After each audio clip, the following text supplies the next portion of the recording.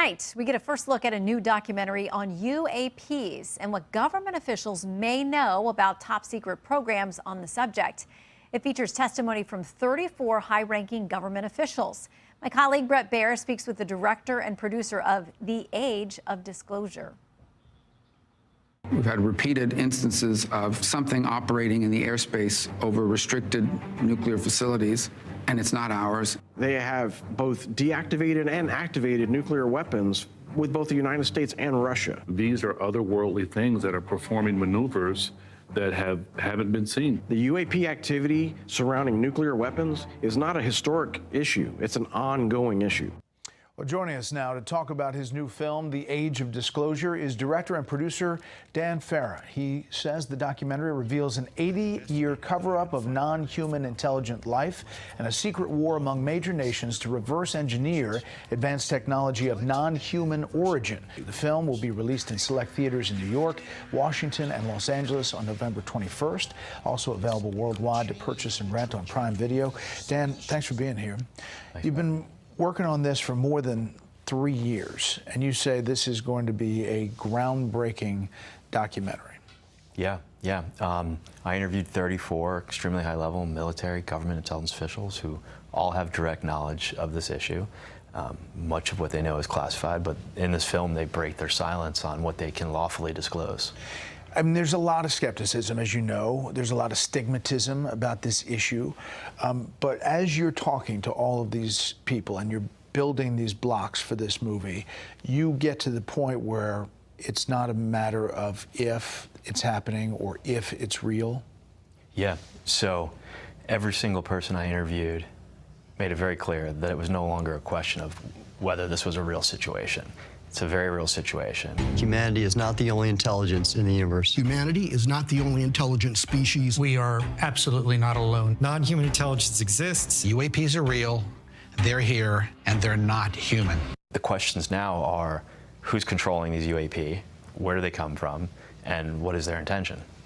This sounds, I mean, it's hard for everybody to digest. And an 80-year cover-up with a country that keeps it deep and dark, and it hasn't gotten out. That's the tough part for people to buy into.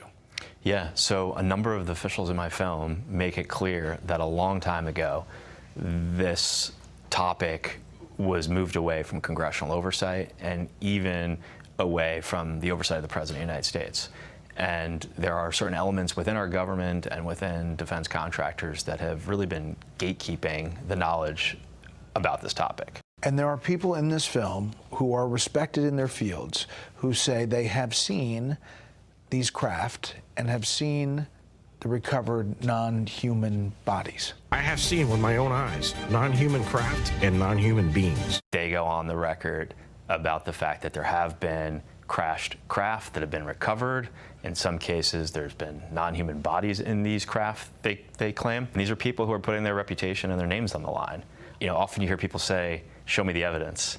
In my opinion, 34 extremely credible people putting their name and reputation on the line is the best evidence, because we live at a time where you can put a video or a photo out and half the people out there will say it's fake or because AI. Of AI and everything else. The title is Age of Disclosure, and do you think that this is going to start something bigger?